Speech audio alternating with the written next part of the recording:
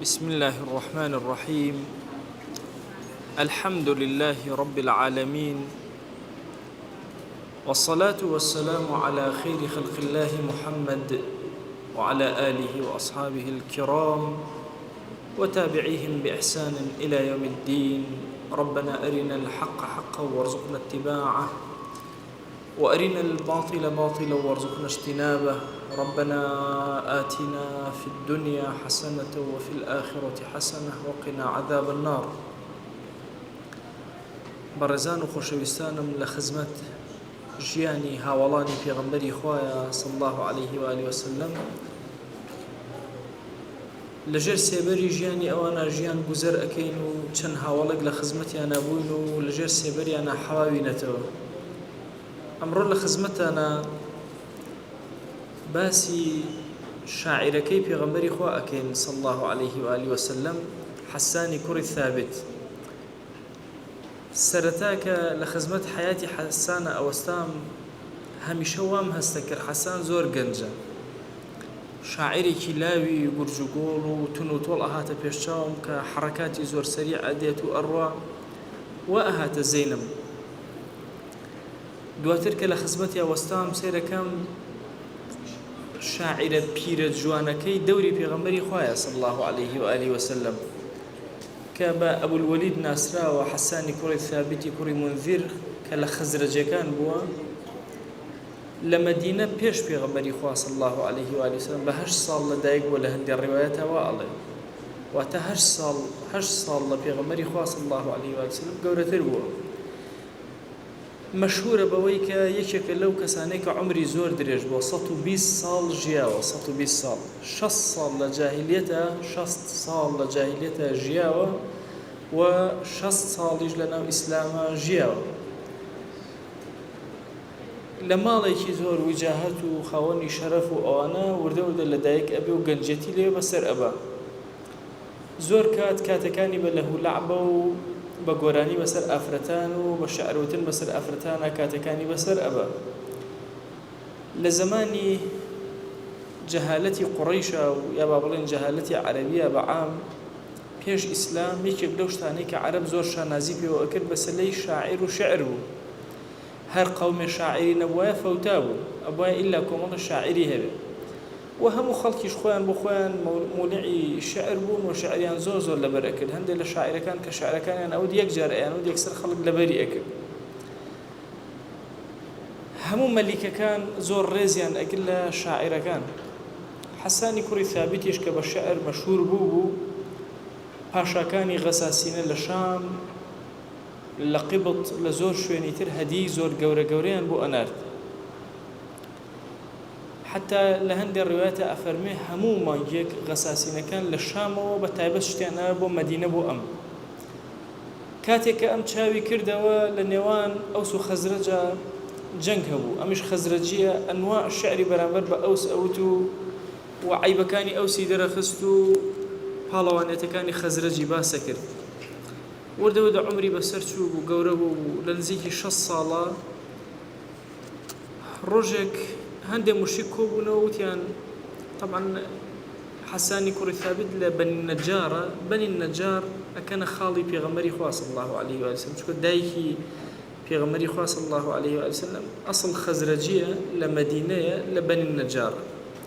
واتە بە نەسەب ئەچێتەوە سەر خاڵوانی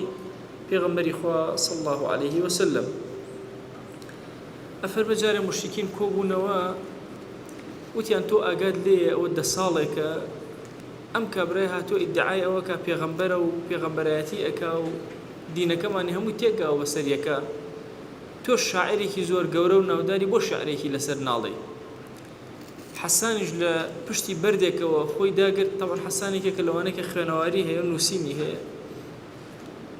ئەڵە شتێکی ئالەتێکی گرو بەدەستەوە بۆ نووسینی هەر شعرێک کە بۆی هات، بەڵام جوان ئەویست نیگای پێغەمبەری خوا صلی الله عليه وآله وسلم ببینێ. ئەفەرمێ کە خۆشەویستمان دەرکەوت لەبری ئەوەی ذەمی کە هات مەدحێکی زۆر سەیری نووسی لەما ڕەئەیت ئەنوارەه سەطعت، کاتێک کە بینیم نورەکانی پێغەمبەری خوا صلی الله عليه وسلم ساتع بوون و دەرکەوتن وضعت من خيفتي كفي على بصري بەپەلە دەسم گر بە چاومە بۆی چاوم کوێر نەبێەوە تیشک و نورانیەتی پێغەمبەری خوا صلی الله عليه وسلم بەردەم و چاوم ئەکەوت خوفا على بصري من حسن صورته ترسام لە چاوم لە جەماڵی ئەوە چاوەکانم لە دەست بدەم فلست أنظره إلا على قدري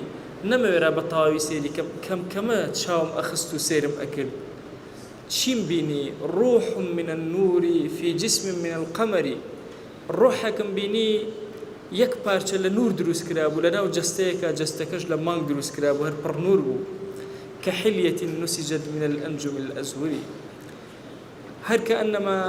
جلێک و لیباسێک کە چنرابێ بە چەندین ئەستێرەی جوان جوان ئەبەم شێوازە پێغەمبەری خوا صلی الله عليه وسلم هاتە بەردیدگەم و بەربینینم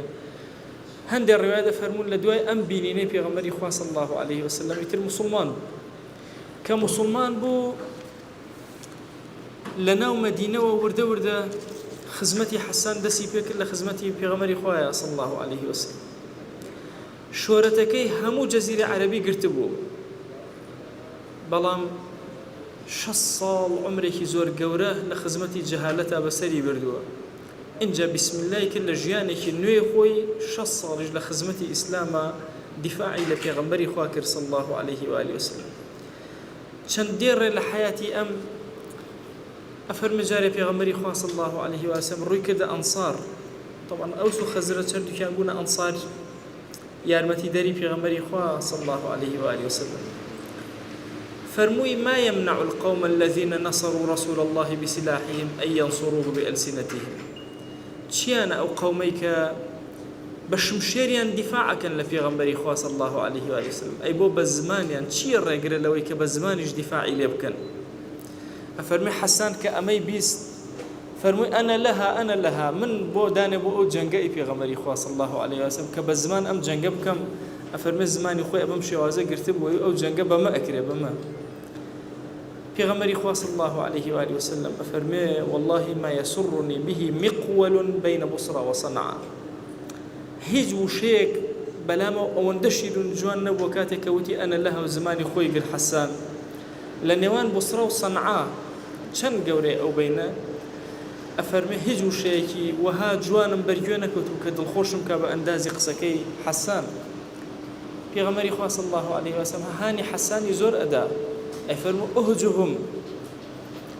هجوم کەرە سەریان هەجویان کە قسەیان پێ بڵێ وجبريل معك جبريل لەگەڵ تۆیایە ئەی حەسان لا يزال يؤيدك ما نافحت عن الله ورسوله بەردەوام جبرائیل تەئیدی تۆ ئەکا ئەی حەسان مادام تۆ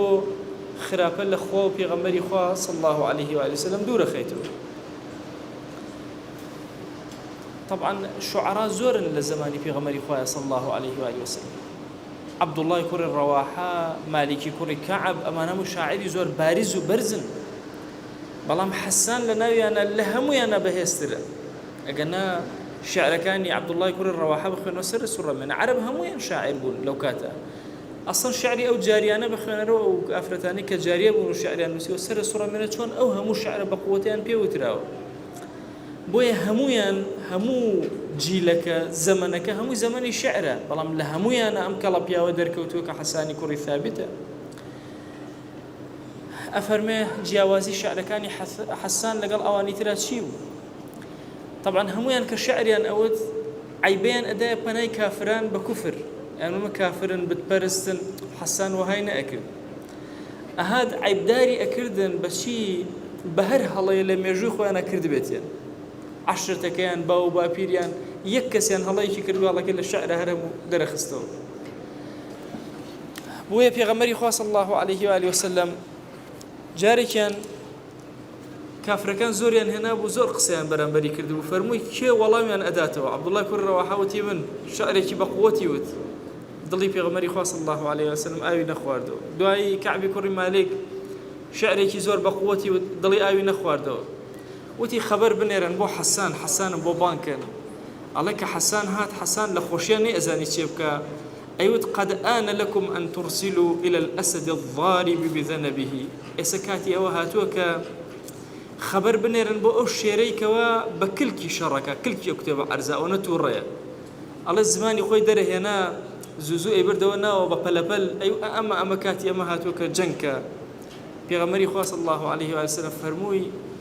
ئەی ئیمامی ئەوبەکر ڕاکە فریاکەوە بۆ قورئانە سەر نەسەبی منیش لەگەڵ نەسەبی قوڕەیشا تێکەڵەکە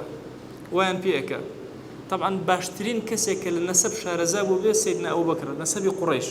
علمێکەیە بە ناوی علمی ئەنساب بەدەخوەڵم لە کووردا ئەو علمە زۆر ضعیف و لاوازە هەر نییە علمی ئەنساب علمێکی زۆر تایبەتە علمی نەسەب هەموو ئینسانێک هەموو بنەماڵێک پێویستی بە شەجەرەی خۆی هەیە باپیری کێ بووە باپیرە گەورەی کێ بووە مامەکانی کێن مامەکانی باوکی کێن مامەکانی باپیری کێن لە طرفی دایکەوە چۆن ئەڕوام عەشرەتە ئەمە زۆر ضرورە یعنی هەمومان ئەبێ ئەمە بزانین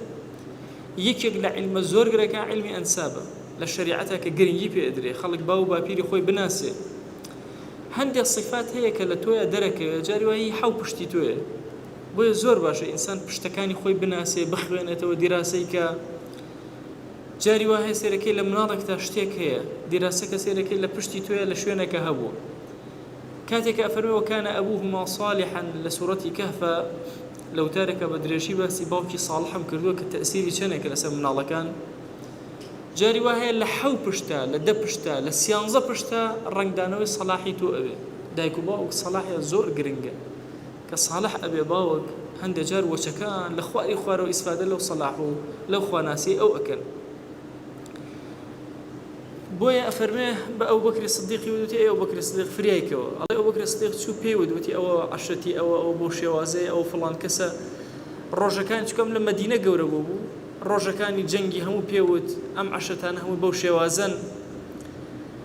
ئەفەرمێ کە هاتەوە وتی ئەی پێغەمبەری خوا صلی الله عليه وسلم هیچ غەمە نەبێ والذي بعثك بالحق لأفرينهم بلسان فري الأديب بخوا چۆن پێستەیەک پارچە پارچەیەک ێسا ئەو پارچە پارچەیانەک پەلاماریان ئەدەم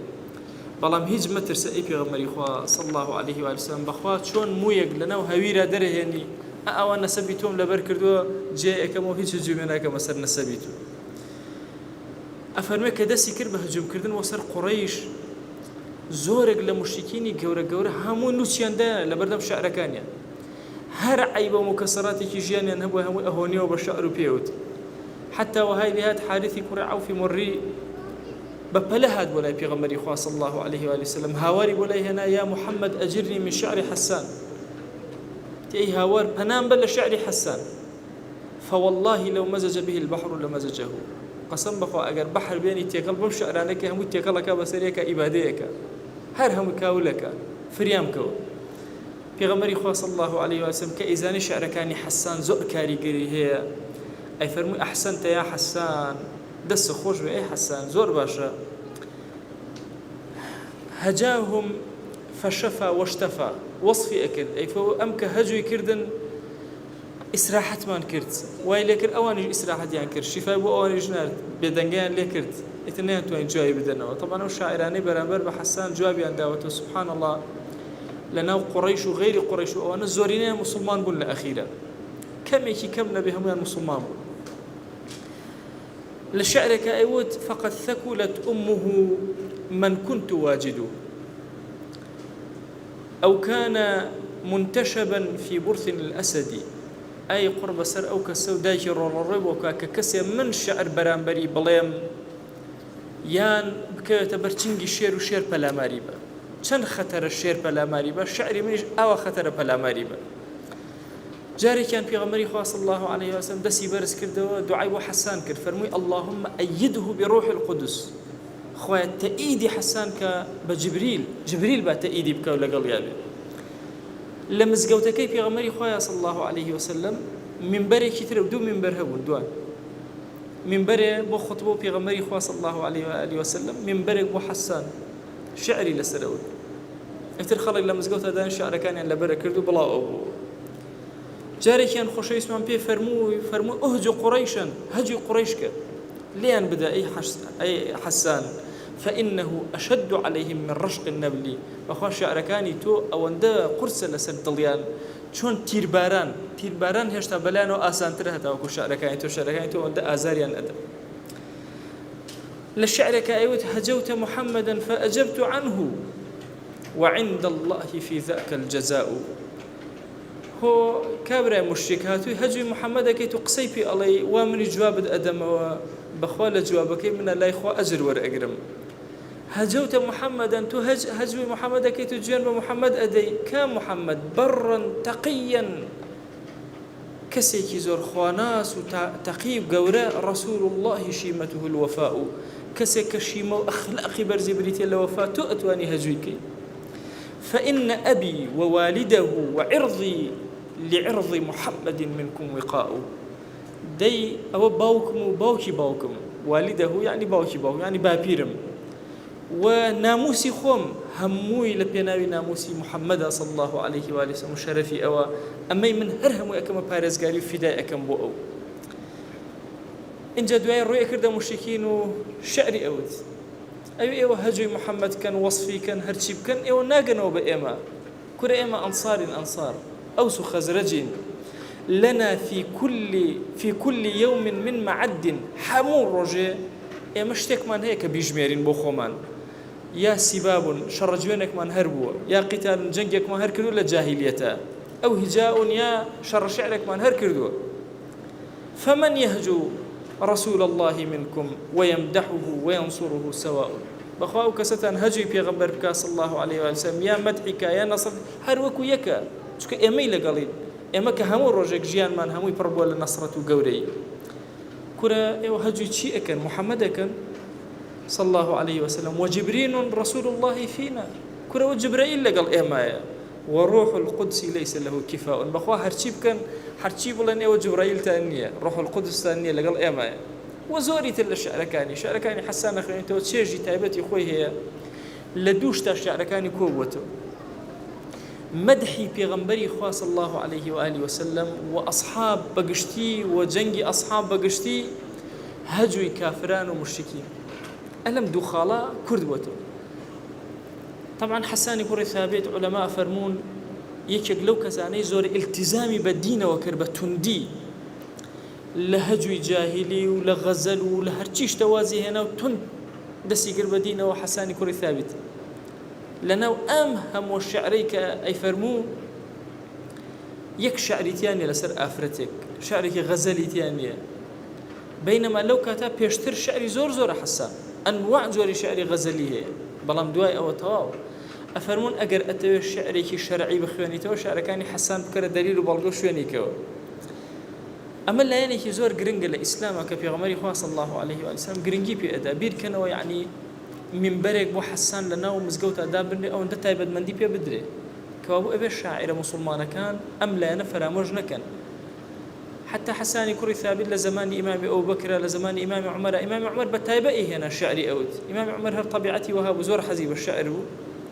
بتايبتي أقر شعري وشي دوباري تيانا بو وكلماتي براق وجواني تيابو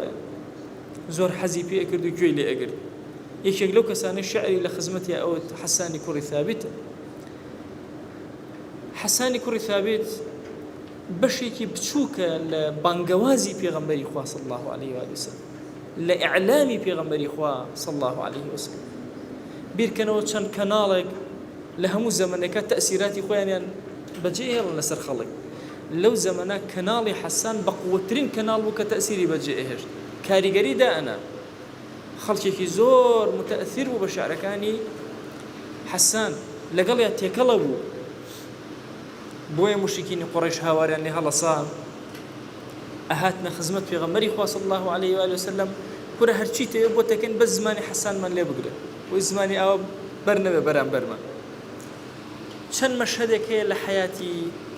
حساني كره ثابت لخزمتها أنا باسي كم بير كانوا أم صحابة برزة أو أن نزيق لبيغمبري خواه صلى الله عليه وسلم أزان شن نزيكا داستانك تنبو يجرمون نزيكي أو زياترتي أجن لخزمة بيغمبري خواه صلى الله عليه وسلم خوشويس من كنا مكاني لصالح حوتي كوتشيا نارد وردودة دسي كربنا ناردن لدوا صلح حديبية حاطبي كوري أبي بلتعا يكيق لنا مكاني بربو مقوقس كروشت دو جاري إداية دو جاري وتي أم دوانا بهدية بربو بيغمبري خواه صلى الله عليه وسلم أم دو جاري هردو كيان خشقو يكيان ناوي ماريا بو يكيان ناوي سيرين بو هردو كيان أم دواني بو چي نارد کچی پاشایەکی زۆر گەورە بوون، سیرینی کچی شەمعون لەگەڵ ماریای کچی شەمعون، هەردووکیانی نارد لەگەڵ پارەیەکی زۆرە بۆ پێغەمبەری خوا صلی الله عليه و آله وسلم. ئەفەرمێ کە هێنایان خۆشەویستمان فەرمووی بە ماریە لەلای من بمێنێتەوە بێتە خێزانی من. سیرین گەڕا بەناو هاوڵانە وتی حەسانم بۆ بان کرد، حەسانیان بان کرد وتی حەسان ئەم ئافرەتیان پێشکەشەکەم بێت. بۆیە لەم کاتە لەگەڵ پێغەمبەری خوا صلی الله عليه و آله وسلم بنە ئاوەڵزاوە یەکتر. بەڵکو ئیبراهیمی کوڕی پێغەمبەری خوا صلی الله عليه و آله وسلم لە ماریەیە پوری ماریە ئەکاتە خێزانی حەسانی کوڕی ثابت، ئەوەندە نزیکە لە پێغەمبەری خوا صلی الله عليه وسلم، ئەوەندەی گرنگی پێ ئەدا. حادثەی ئیفک ڕوویدا. حادثەی ئیفک دایکمان عائیشە ڕەزا و ڕەحمەتی خوای لێبێ زۆر ضعیف و بچوو بوو لە هەودەجا. طبعا هەودەج ئەو شتێکە بەسەر وشترەوە دائەنرێ. طبعا هەودەج دوو بەشی هەیە، بەشێک ئینسان تیادانشێ، بەشش کەلوپەلەکانی تیادائەنێ. ئەڵێ کاتێک کە وشترەکەیان بەرز کرد ئەگەر تێ بۆیە تیان نەبووە هەستیان پێ نەئەکرد، وشترەکە هیچ تەئسیر لێ نەئەکرد لەبەرەوەی زۆر ضعیف بوو. لەو کاتە سەیدەتنا عائیشە چوو بۆ دەستنوێژگرتن، وشترەکە بەرز بوو و پێغەمبەری خوا صلی الله عليه وسلم ئەمری کرد و جێش کەوتە ڕێ. کە هاتەوە سەیری کرد جێشەکە نەماوە بە تاقی تەنها. یەکێک لە هاوڵان لە دوورەوە ڕەشێکی بینی ڕۆژ سواری وشترەکەی خۆی کرد و هێنایەوە.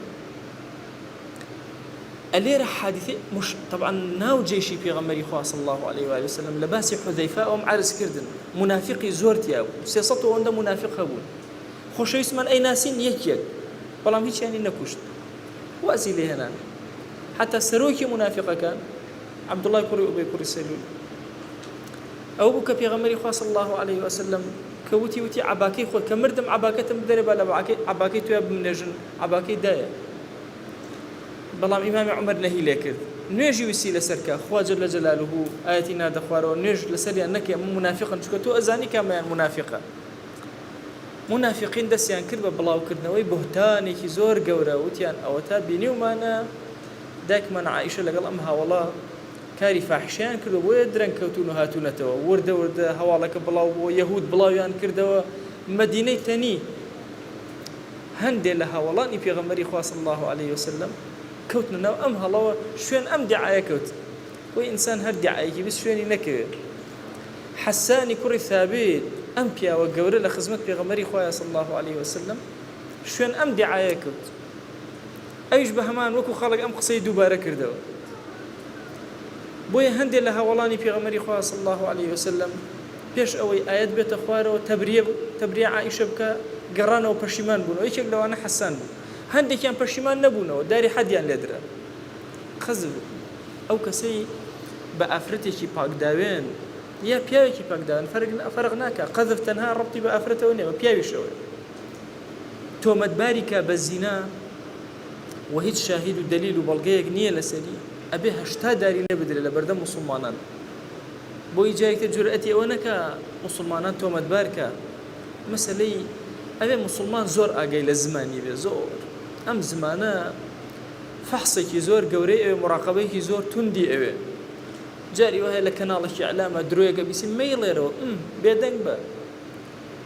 خۆ، ئەمە هەر هەمان شێوازە. دیعایەکی گەورە بڵاو بۆ هەندێک لە هاوڵان ئەم دیعایان وتەوە، داری حەدیان لێدرا، داری قەذفیان لێدرا. حەسانی کوڕی ثابت یەکێک بوو لەوان.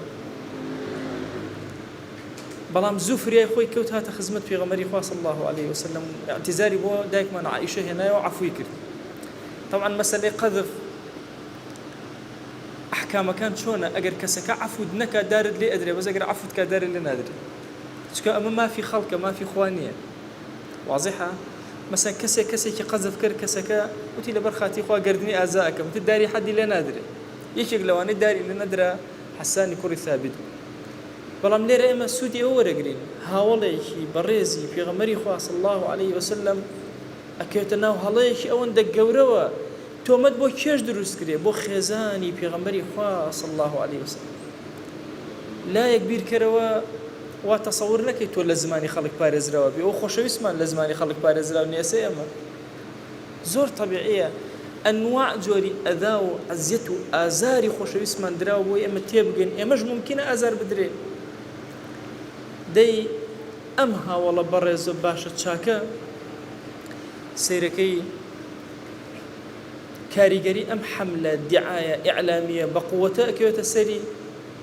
ئەمە خۆی ئیعلامی پێغەمبەری خۆیە صلی الله عليه وسلم بۆیە زۆر کاریگەرێکی بە قووەت وەکوایە کەناڵێکی بە قووەتی پێغەمبەری خوا صلی الله عليه وسلم قەناعەتی بە بوهتانێک کردبێ بۆیە زۆر لەسەر دڵی خۆشەویستمان صلی الله عليه وسلم قورس بوو لەگەڵ ئەوەشە عەفوی کرد لەسەر سەیدەتنا عائیشە زۆر قورس بوو هەموو ئەو هاوڵانەی کە مەسەلەکەیان باسە کرد تەنها سیانیان ناویان ئەبرێ لەناو سیانەکەشە تەنها حەسان زەقە بێتەوە چونکە حەسان ئیعلامی پێغەمبەری خۆیە صلی الله عليه وسلم تەرکیزەکە لەسەر ئەوە بۆیە ئەبێ ئینسانی موسڵمان زۆر هوشیاری زمانی بێ نەکەوێتە ژێر کاریگەری خەڵکی کافر و منافق بەتایبەتی منافق لەناو ئومەتی ئیسلامی ئەنواع قسە و قسەڵۆک و بوهتان ئەهێنێت و ئەبات و یەهودیش یەهود لەناو مەدینە لەگەڵ منافقینە ئەم بوهتانیان دروست کرد و بڵاویان کردەوە وەخوا لە قورئانە ئاەتی ناردە خوارەوە تەبری سەیدەتنا عایشەی کرد ئەوە خاڵێکی گرنگ بوو لە حیاتی حەسانە کە لە خزمەتانە باسی کەم ئاگامان لێ خاڵێکی تر طبعا حەسانی کوڕی ثابت لە هیچ جەنگێکە لە خزمەت پێغەمبەری خۆیان صلی الله عليه وسلم بەشداری نەکردووە بۆچی بەشداری نەکردووە طبعا لە مێژووە هەندێک لە مێژوو نووسەکان نووسیوانە حەسان پیاوێکی ترسنۆک بوو ئەترسا لە جەنگ بۆیە بەشداری نەکرد زۆر ترسنۆک بوو نەی ئەوێرە حتى هەندێک ڕیوایەت هەیە لە سوفەیە کچی عەبدولموطەلیبەوە کە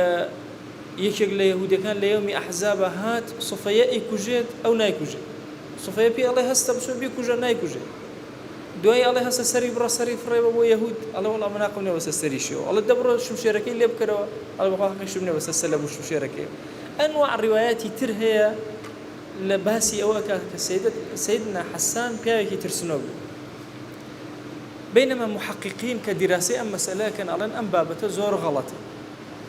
حسان لم كاتا كجنگ وجهاد دس في إكا ببي هندي الروايات كان عمري 65 سال ببي هندي الروايات كان زور نخوشة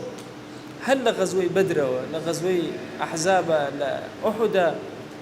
على عاهي كي هو نخوشي كي هو كان يأتواني بهيش شوازل الجنگ كان بجداريك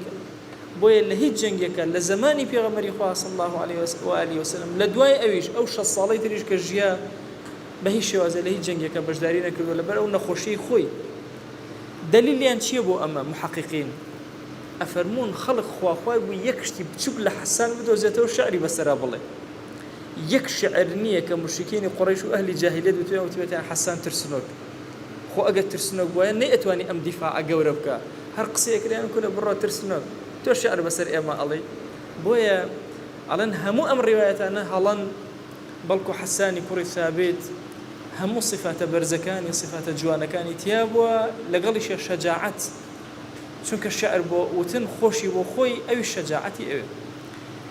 أو أصحترو دقيق ترك أو زانانا تحقيق ينكردوا چونك أجر حسان لاواز بوايا ضعيف بوايا ترسنوك بوايا وكو زمانيك أو تري بدلنيايا وحساني كوري ثابت نيأتواني أوهم شعر وأوهم دفاعا لبيغمبري خوابك صلى الله عليه وآله وسلم هاولا برا زمان عمري كي زور جيا شعري زور ديواني كي زوري قورا لسنجي خلقا زوري كي نسرايا وإساج ديواني حسان تواجدي هي بلام أول كدرس ولا شعر كاني كميك لو هموي كوتويتي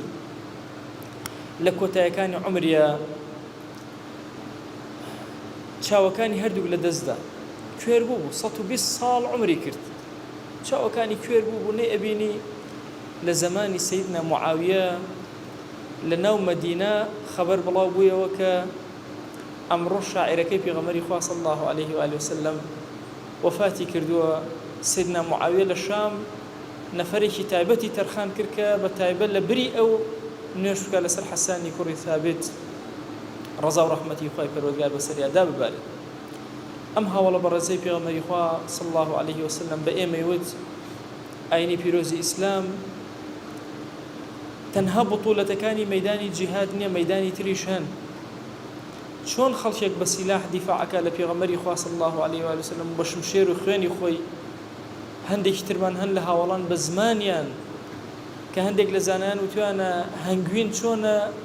زمانی حەسان وەکو هەنگوین وابوو هەندێک وتوان ناوەڵە وەکو هەنگ وابوو بە دژمنەکانیەوە ئەدا هەنگوینی بۆ دۆستەکانی دروستەکە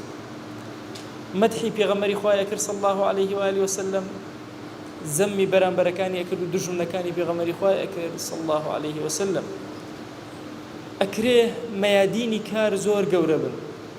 ئینسانی موسڵمان هەر یەکە خوای گەورە تاقەیەکی داوەتی بە تاقەکەی خۆی ئەتوانێت خزمەتی ئیسلام ئەوەی شاعرە بە شعرەکانی ئەوەی سرود بێژە بە سرودەکانی یەکێک لەو کەسانەی کە زۆر هاندەری حەسانە کە شعرەکان بەڵێزان خێزانێت سیرینە سیرین بەهێزترین گۆرانی بێژی ناو مەدینە بریتێ لە سیرین هەموو ئاهەنگێک کە ئەکرا لە ناو مەدینەیە کێ ئەیبرد بەڕێوە سیرینی کچی شەمعون خوشکی خێزانی پێغەمبەری خوا صلی الله عليه و آله وسلم فرقەکانی سرودوتن هەر هەمویان سەرپەرشتەکەی کێ ئەیکرد سیرین ئەیکرد و کێ هانێکی زۆر گەورەی ئەدا کە حەسانی کوڕی ثابت ئەو هەموو شعرە بڵێ طبعا کۆمەڵی ئافرەتی مشریک هەبوون زۆر شعریان بەرامبەر بە حەسان ئەوت حتا پێغەمبەری خوا صلی الله عليه و آله وسلم لە فەتحی مەکە فەرمووی ئەگەر خۆیان هەڵواسی بە کەعبەوە بیان کوژن ئەوە نە هەجویان کردو دواتر هەندێکیان موسڵمان بوون هەندێکیان ڕایان کرد بۆ شام کێ هاندەری ئەم بوو کە جوابی ئەوانەی ئەدایە و حەسانی هان ئەدا کە وەڵامیان بداتەوە سیرینی خێزانی بۆیە هەموو بوارەکانی کارکردن بوارەکانی هونەر وتارێک بە تەفسیل باسی ئەوم کردووە ئەو دەوڵەتە ئیسلامیە قادیمەی کەیت ئێمە هەر ئەوە بەژێر دەستەی نامێنەوە ئومەتی پێغەمبەری خوا صلی الله عليه و آله وسلم ئەم ئومەتە هەڵەسێتەوە لە بواری هونەرە چی ئەکا کارەکانی لە هونەرە چین لە وتارێکە بە تەفسیل لە ڕەمەزانە باسم کردووە توانم بگەڕێنەوە سەری لە یوتیوب و ئەوانە تەواجودی هەیە کە هونەری ئیسلامی چۆن بوو و چۆن ئەبێت ئایا بە چ شێوازێک بووە ئایا سرود چۆن بووە ئایا زەخرەفەی ئیسلامی چۆن بووە لە هونەرە ئایا زەخرەفە چۆن تەتەوری کردووە ئایا تەوحیدی خوا لەناو زەخرەفەی موسڵمانە چۆن ڕەنگ ئەداتەوە ئەو هەموو زەخارفە ئیسلامی کە ئێستا ئیبینی وە زۆری تر وە شعر چەند گرنگی هەیە لەناو ئومەتی پێغەمبەری خوا صلی الله عليه و آله وسلم کە خۆشەویستمان بە پێی ئەو فەرمایشتانە و بۆ شێوازانەی کە باسم کرد لە خزمەتانە وەصف و سەنای حەسانی کوڕی ثابت دەکە خوای گیان ئێمە داوات لێ ئەکەین بە ناوی جوانت بە سیفەتی بەرزە بە ئیسمی عەظەمەت ئەم دەرسە و تەواوی دەرسەکانی ترمان لێ قبوڵ کە دەرگاکانی خێر بەسەرمانە بکەرەوە عفو و عافیەتی خۆت بەسەرمانە ببارێنە یا ئەکرەم الئەکرەمین یا ربی خوای داوات لێ ئەکەین بە ناوی جوانت بە سیفەتی بەرزە بە ئیسمی عەظەمەت خوای سڵاوی ئێمە بگەنە بە حەسانی کوڕی ثابت یا رب العالمین یا ربی خوای داوات لێ ئەکەین سڵاوی ئێمە بگەنە هاوڵانی پێغەمبەری خوا صلی الله عليه وسلم خوای یان سڵاوی ئێمە بگەنە خۆشەویستی دڵمان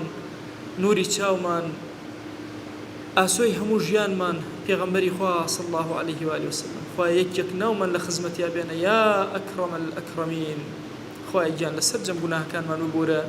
گوناهێ بە ئاشکرا کردومان عەفومان کە گوناهێ بە پەنهان کردومان عەفومان کە گوناهێ نەمانزانی کردمان عەفومان کە گوناهێ زانیمان و بێئەدەبیمان کرد عەفومان کە یا ئیلاهی بەخشندەی خۆت بەسەرمانە ببارێنە عەفو و عافیەتی خۆت بەسەرمانە ببارێنە دڵمان دامەزێنە لەسەر خواناسی و تاعەت و عەبدایەتی نێوچەوانمان ڕاکێشە بەرەو خەیر و سەلاح و دینداری یا ئیلاهی عەفوی خۆت بەسەرمانە ببارێنە ڕەحمەتی خۆت بەسەرمانە ببارێنە تو گەورەی خۆت یا ئیلاهی هەموو گرفتەکانمان چارەسەرکە ئەومان بێ حاڵ و ماڵە ماڵداریکە ئەومان بێ مناڵە مناڵی پێ عەتاکە ئەومان بە مناڵە مناڵی ساڵحکە ئەومان نەخۆشە شیفای بۆ بنێرە ئەومان قەرزارە خەری سەرشانی سووکە خوای ئەومان کەم ڕزقە حەڵاڵی زیادکە یا ئیلاهی داوات لێ ئەکەین بە ناوی جوانت بە سیفەتی بەرزە بە ئیسمی عەظەمت کە ڕەمی خۆت بەسەرمانە ببارێنە بە عەفوی خۆت لەگەڵمانە بجوڵێرەوە بە ڕەحمەتی خۆت یا ئیلاهی لەگەڵمانە بجوڵێرەوە یا ئیلاهی تو خۆت ئەزانی ئێمە شەوئەن و ڕۆژانە گوناهەکان بەرزەکەینەوە یا ئیلاهی تەنها سەیری ڕەحمەتی تو ئەکەین بە ڕەحمەتی خۆت عەفومان کە یا ئەکرەم الئەکرەمین یا ڕەبی خوای لە گوناهی دایک و باوکمان ببورە خوای لە گوناهی برا و خوشەکانمان ببورە لە گوناهی خێزان و هاوسەر و مناڵ و وەچەمان ببورە لە گوناهی با و باپیرمان ببورە لە گوناهی خزم و کەسوکارمان ببورە لە گوناهی دراوسێمان ببورە لە گوناهی مامۆسا و قوتابیمان ببورە یا ئیلاهی داوات لێ ئەکەین لە گوناهی ئومەتی پێغەمبەری خوا صلی الله عليه و آله وسلم ببورە يا إلهي داوال لي أكن بناوي جوانت بصفتي برزة باسمي عظمت خوايجان بسر مردو كان معنا الرحمة بزي خذ ببارنا عفويا يا رب العالمين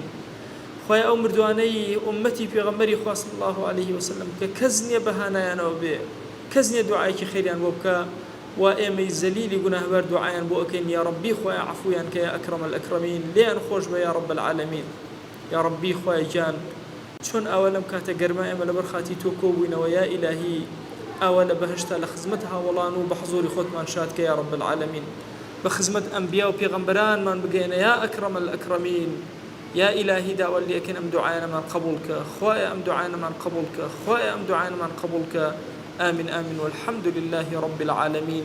وصلى الله على سيدنا محمد وعلى آله وصحبه وسلم تسليما كثيرا أبدا إلى يوم الدين خوايا يقول لنا قناهي من شوء وجبوري وخوايا يقول لنا من قبولك